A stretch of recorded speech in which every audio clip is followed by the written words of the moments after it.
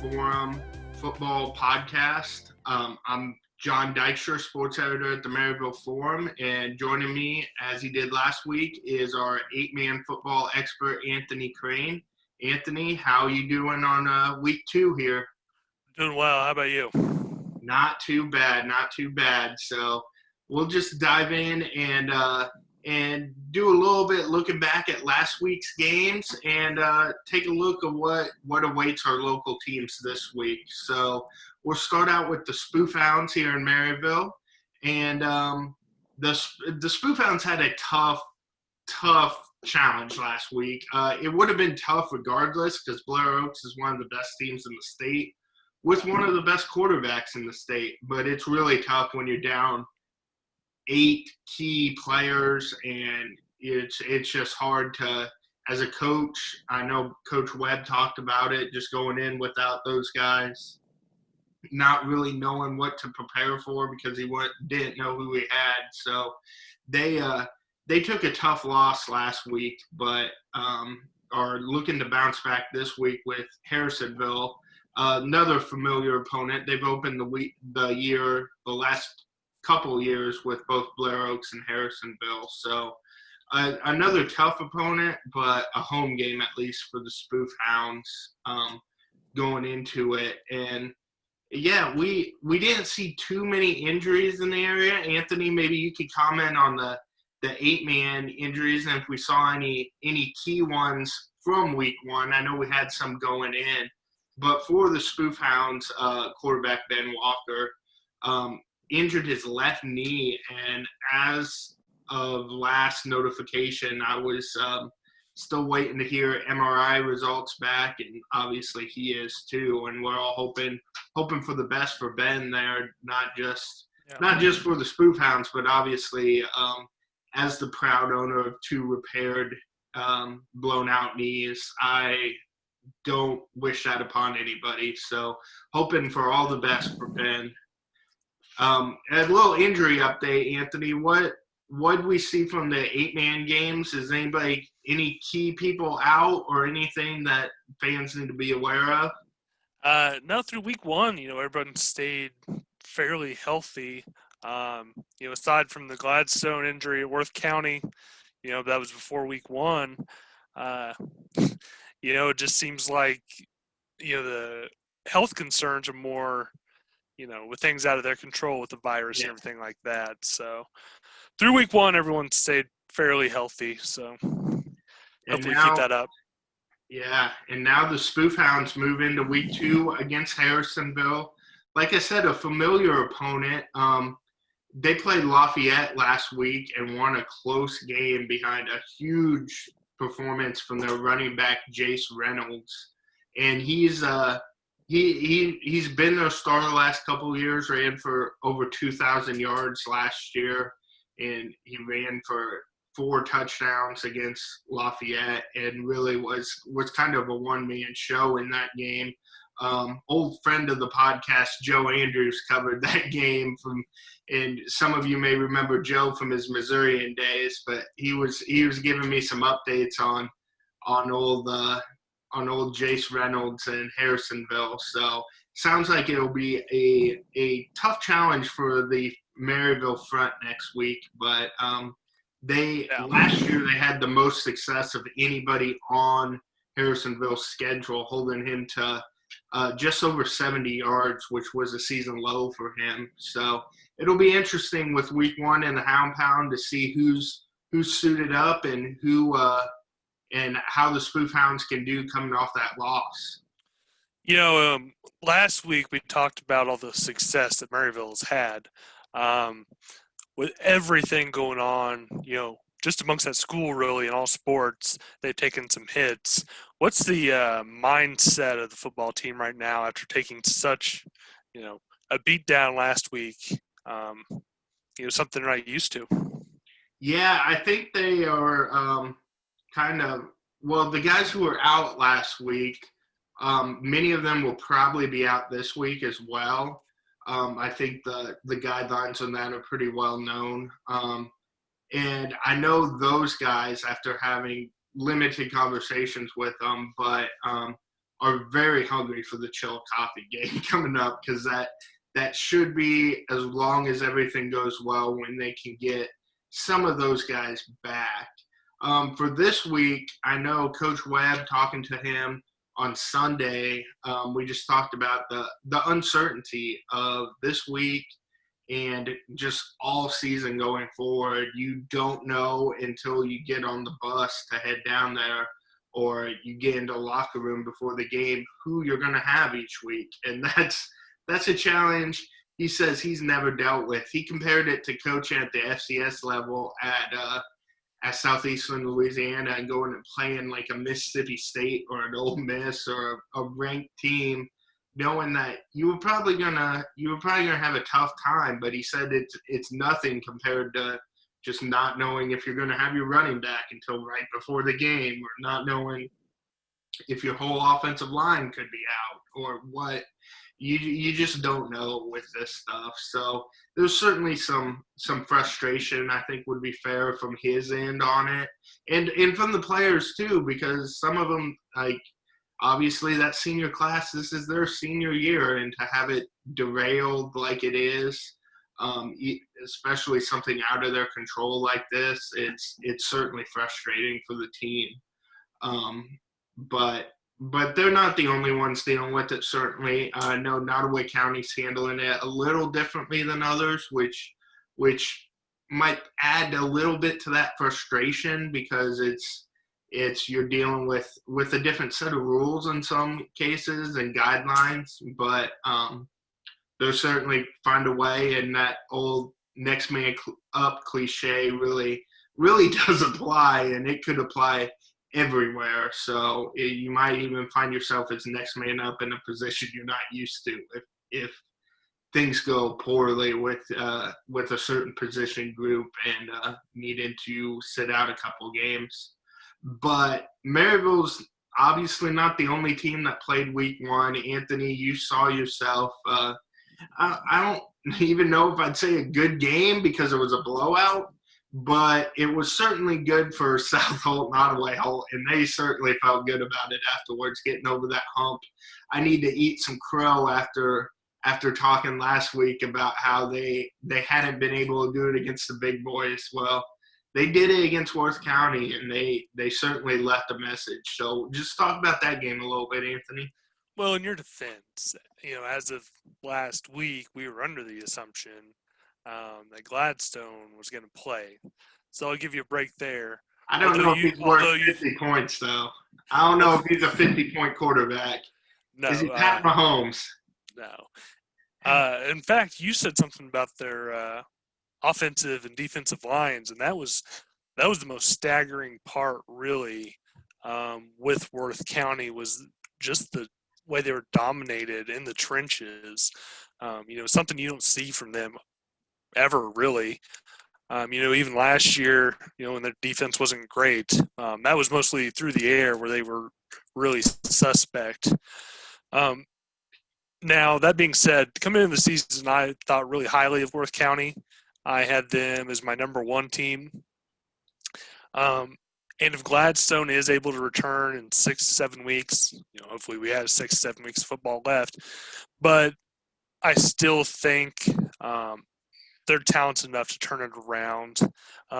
Like you said, I thought South Holt was really good. They were my number 2 team. And, after watching them Friday, they maybe should have been my one team all along. That new offense, it just fits them so well. And to make, Worth County, it was 36-6 and it was over. Like, you could see it on the team, they quit. And that's just because the Spartans had punched them in the mouth and they had no response. And with Worth County, I don't know what their mindset is right now. When your quarterback gets hurt, there were some other things, some rumblings I'd heard that, I don't know how true they are, but it sounded like there's some stuff going on there. So they'll have to rebound. They got they're going to have an extra week now with their game at Santa Fe being canceled because of the virus. So that'll give them 2 weeks to figure out things offensively, um, to figure out what they're going to do until Gladstone gets back. As for South Holt, they got another tough test this week at Ludlow, taking on Southwest Livingston. They were pretty impressive on a Sunday against an East Atchison team that I thought was maybe not as a team really good, but especially defensively, I thought they would be pretty good. Um, but they were impressive. They had the Wes Hughes kid who transferred from Illinois, set a single game record for passing for them in his first start. And they just look like a more complete team this year. It's not just relying on Mac Anderson to carry you. That being said, East Atchison isn't as physical as South Holt. And I just don't know if they're capable of sticking with them. I think it'll be a fairly good game. But again, I think South Holt, I guess we'll get to predictions later, but I think South Holt will move to 2-0. Gotcha. And for South Holt, though, Quinlan's obviously, everybody had success last week. Alex Harris, for those that pick up the paper this morning, you'll see he was our small school athlete of the week.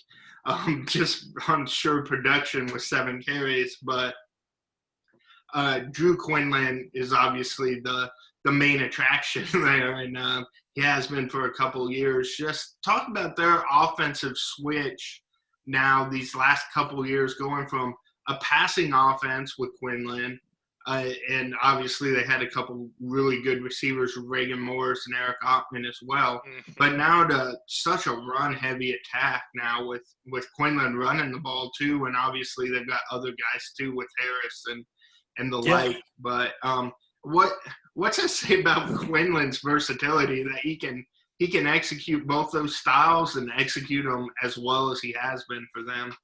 Yeah, and it's great of Drew because, when they were in the spread, he looked great. Last year, it was run heavy, but it's not like this year where they're doing the triple option stuff, the Georgia Tech stuff. Mm-hmm. And Friday, he looked fantastic doing it. Looks like he had been, spent 4 years in the mid-'90s at Nebraska. But really, you have to give credit to that entire team. Last year, they tried the spread, and in the middle of a game, they switched offenses. And you have to give credit to those kids to be able to, have that memory, to be able to switch offenses like that. And just impressive as a team. But yeah, Drew's great. What's really impressive is the guys they have at running back. Guys that I really didn't know about, even, doing the preview. I came into it thinking it would be Quinlan and Houston Coleman again this year. Coleman's got a knee issue. They're not real sure if he'll be back this year. I had to wait and talk to Peterson about that. But, Gannon was great at halfback. Alex Harris out of nowhere was great. They got a fullback that's a monster, and a big offensive line that really it just fits. And it was an impressive win. Yeah, and then moving around the county in 8-man there, we have Platte Valley, who drew a tough game. I mean, Mound City, you never want to see them week 1. And they had a 50-point loss handed to them. But in talking to Coach Brevlin after the game, Sunday actually, he said he was really impressed with how his team came out and competed against an obviously one of the elite teams in 8-man.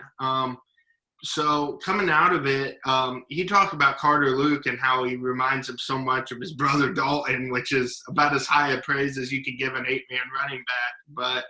But coming out of that game and seeing that score a little bit, but hearing about how guys like Carter played, what are your impressions of Platte Valley as we move further through the season? I know you're slated to be up there Friday night to see him firsthand, but what are your impressions just coming off that Mound City game?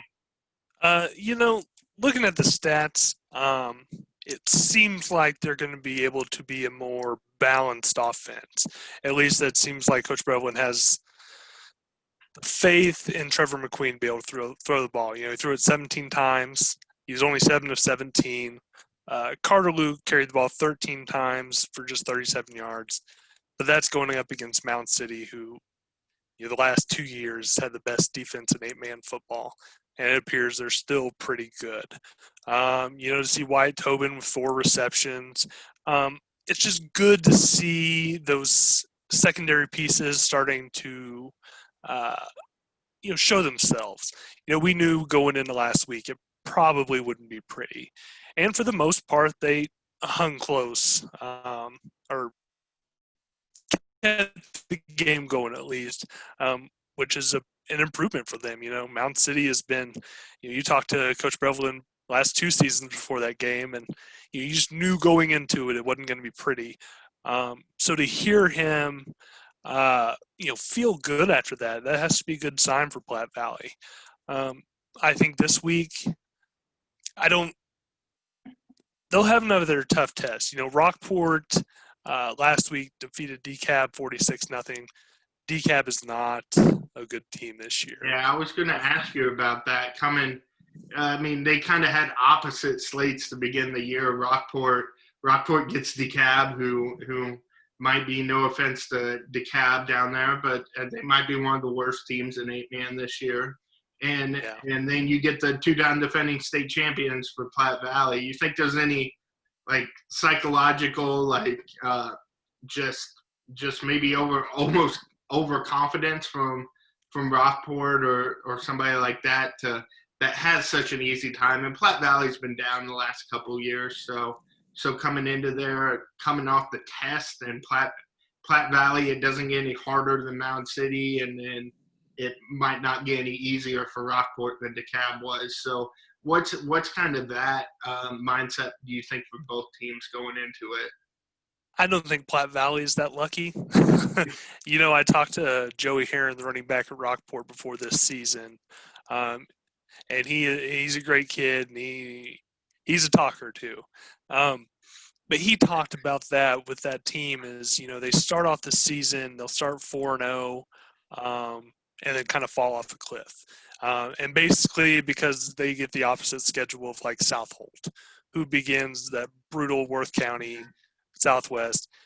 They get the lower half of the 275 to start out, and they haven't been able to carry that momentum. I think it's a different mindset there. Talent-wise, I don't know how much better they are than they have been. Joey is one of the best running backs, around, really. He had a big week, 18 carries, 144 yards, and 3 touchdowns. And that seems like a slow week for him. No matter how badly Rockport's losing, Joey seems to get his 150 yards. Now, what Platte Valley will have to do is they have to match that. You have to go into it knowing that Joey is going to get his. He's that guy. But you have to be able to counter that with, Carter Luke, maybe getting 100 yards. Trevor being more efficient, passing the ball. And defensively, you have to make him – you don't want to give up 150 yards in the first half. You want to make him earn that. That'll be the biggest thing going into this matchup. Now, something they didn't have in the past that they have now is, a threat at the quarterback position. Aiden Burke, his brother was a starter the last few years there. He took over, carried the ball 10 times for 50 yards and a couple touchdowns last week. So they have some more options at Rockport.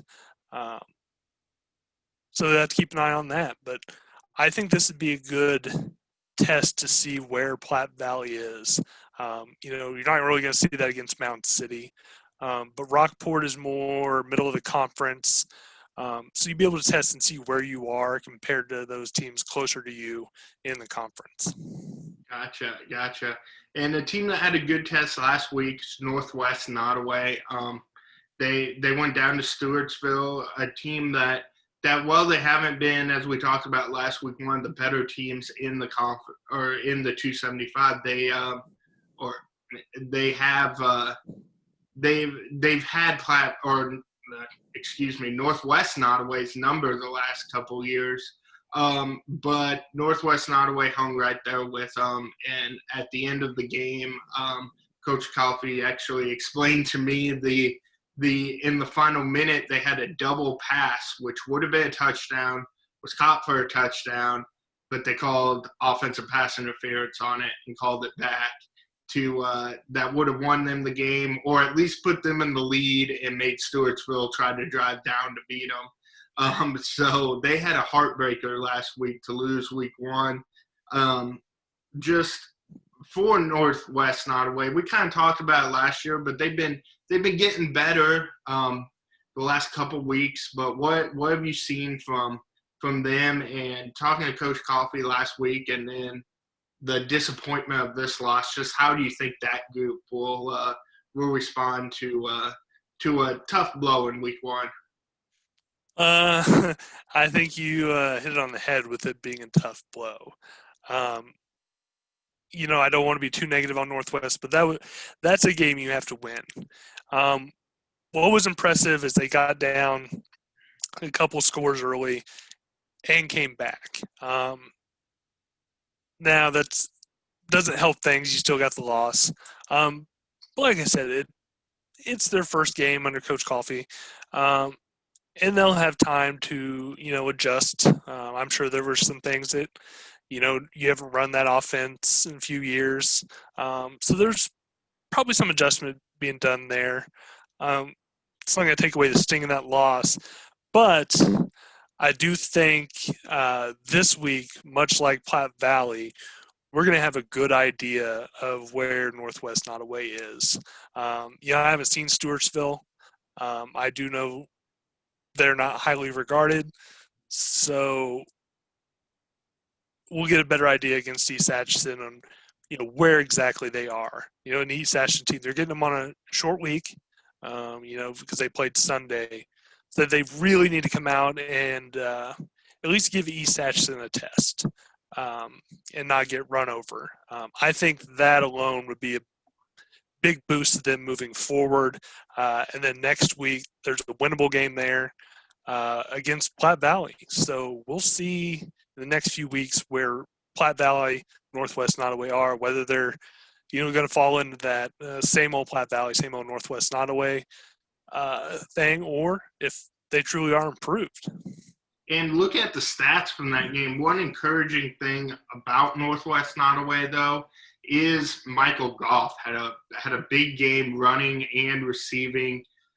That's kind of one of the things, not seeing them last year, but I know you saw them a little bit last year. It was kind of the Carson Oberhauser show, and that was about it. Now having Michael Goff come out and have a good game like that, is that something that you think is the key if they're going to compete with the middle of the pack, and then maybe even a couple good games against some upper echelon teams in the conference? Yeah, funny enough, Friday, talking to the trainer at Worth County, we were talking about Northwest Nottoway and Goff. Great nickname for him, calls him the golf cart. But yeah, I was impressed with him when I spoke to him earlier this summer. And it's got to help. That team was so reliant on Carson. Listen, you see your Mac Andersons where, hey, they're the leader. They get most of the production, the Drew Quinlans. But it's nothing like it has been at Northwest Nod where 97% of your production is coming from one guy. That alone will help them down the road. Because, in the past, you just point to Carson and be like, hey, we got to stop him. And Michael Goff's a good player. You can't have enough of those. And like I said, he didn't play much last year, play at all, because of the foot injury. So even he's getting back into things, having that year off. And I think he'll only get better. And I have faith that they're going to get better too. They seemed, a different attitude, different team. They'll just have to move past that tough loss of the last Friday and just continue to get better, and just take that program and grow with it. And talking to Carson and Goff, that was kind of their mindset coming into this season. They know they're not state champion level team, but they want to see that program improve moving forward. And we'll just roll right into picks then now. That we'll start with that game because I also want to hear a little bit about, since you were at the South Harrison East Action game, or Southwest Livingston, East Action game. Just what are your impressions of them? And I think you kind of indicated that you'll be picking East Action for the bounce back win, but talk about your impressions of them and what they need to show this week against Northwest Nottoway. They just have to wake up. I mean, really is what it was. They came to that game like they were sleepwalking through it. I don't know if they expected Southwest to be down and thought that they would just walk right through them, but that wasn't the case. Southwest just looked like they wanted it more. And really, a lot of that was the new quarterback and his issues. He fumbled at the 1 yard line, giving Southwest the ball that would have been a touchdown. There was another play right before the end of the half. Southwest had fumbled the ball. The defensive line was going to scoop it and probably score. The referees blew the play dead and costing them a touchdown there. So East Ashton just has to be better. They have to want it. And if they don't, that's going to be a good opportunity for Northwest to strike. Because, Carson's a big guy. Goff's a big guy.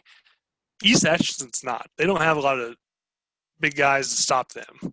And Southwest had a lot of success running up the middle. So I think that if they can, take advantage of that, they could make it interesting. Gotcha. And I'll keep mine a little shorter, but I'll also pick East Action. I think they kind of ran into a little bit of a buzzsaw, it looked like last week with a fired up Southwest Livingston team. And while there may not be the quality of team that they have been the last few years, there's still a solid team up there and have that winning tradition. So I'm gonna pick them over Northwest Nottoway this week. I picked Northwest Nottoway last week. They burnt me a little bit, so now they have to wait out a week before we consider going back to them. Now, one thing I forgot to mention is that East Atchison may be without Kalen Merriweather, and he is one of the best defenders in the state. As a sophomore, I think he had like 150 tackles or something silly. Just an outstanding defender. I thought he'd be one of the best running backs in the state too, but apparently his coaching staff doesn't think that because they didn't really use him last week, did they? Nah, they have him playing receiver. I gotta trust Coach Behrens that he knows what he's doing. So yeah, we'll see. That I just seeing that kid play a couple of years, I'd be trying to get him the ball every way I could, but maybe it works out if you're without him anyway for a week here. But let's move around to another 8-man game now. Probably the 8-man game of the week in the state with South Holt, Nottoway Holt going down to Southwest Livingston. Two teams, like we talked about before, had huge wins last week. What do you see as the keys to this game, and who's your pick in this one, Anthony? I really like Coach Orr Magruder at Southwest. He's a good coach. He has those guys believing they can be, every bit as good as they were last year. The problem they're going to have is the physicality of South Holt, and especially coming off a short week. I think if South Holt just does, plays their game, especially, their defense was really impressive last week. Even though Worth County didn't have Gladstone, they still have some good running backs in Alarcon and Reinhardt. Alarcon still got his, but, that was 2 or 3 big runs. It's going to be different this week. Southwest, they'll run the ball a little bit, but only if they have to. It'll be about controlling Hughes, keeping him contained. But I don't think, especially off the short week, like I've been saying, that they're going to be able to match the physicality of the Spartans. So I think the Spartans improved to 2-0.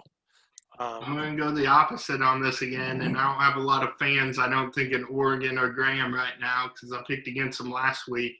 But that win over East Ashton just seemed like a pure domination. Obviously, South Holt, Nottoway Holt's win was as well. But just going down to Ludlow on the road again for a second straight week against a top opponent. I like what I saw from Southwest Livingston last week, and I'm going to pick them to pull what maybe a minor upset in the polls, maybe probably about pick 'em if you factor in the home field advantage.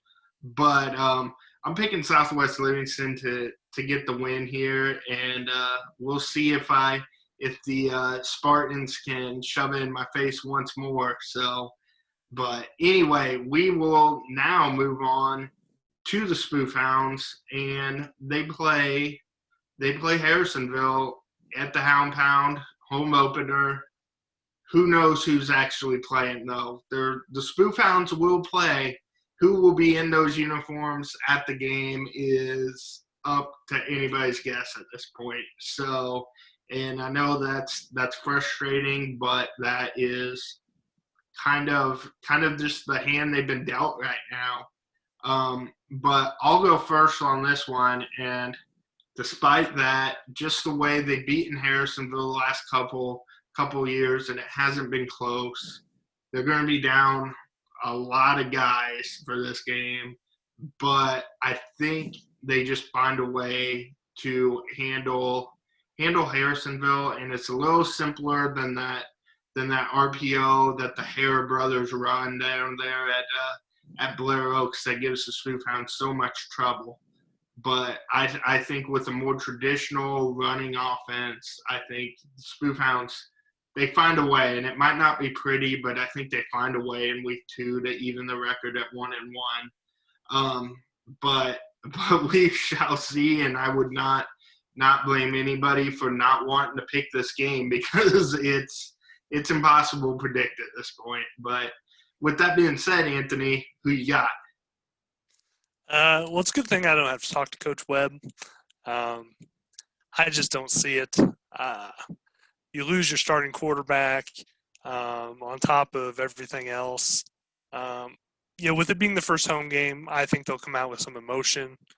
But in the end, I think Harrisonville is just too good, and the Spoof Hounds are too down right now. I don't think it would be anything like last week. I think you go into this week knowing, hey, hopefully these are the guys we're going to have. So you have a better idea of who's going to be out. But I think it's just too much to ask in 1 week to flip that around. Like I said, especially the quarterback thing. Maybe if Walker was still playing, maybe I would give them a chance, but I just don't know. And I forgot we skipped over one of our 8-man games to actually pick. We kind of talked about earlier who we would pick, but Rockport at Platte Valley. I'll let our 8-man expert go first on that one. But who you got in that one, Anthony? I'm going to take Rockport, but I don't think it's 50-0 like last week because Rockport's good. They're a 6-win team. Platte Valley, I think they're still probably around 2 to 3. But they need to have a good showing. They need to prove to people, they've been saying the right things. They have the extra guys out this year. The young kids need to improve week to week. Trevor McQueen needs to be better this week than he was last week. Carter Luke, this would be a good week for him to eat. Because as good as Rockport is, you're not looking at their defense to as a juggernaut or anything like that. So I think Rockport wins somewhere like 42-20 in that range, something like that. And I think if you're Platte Valley and Coach Brevlin, that's a good sign if you can get a result like that.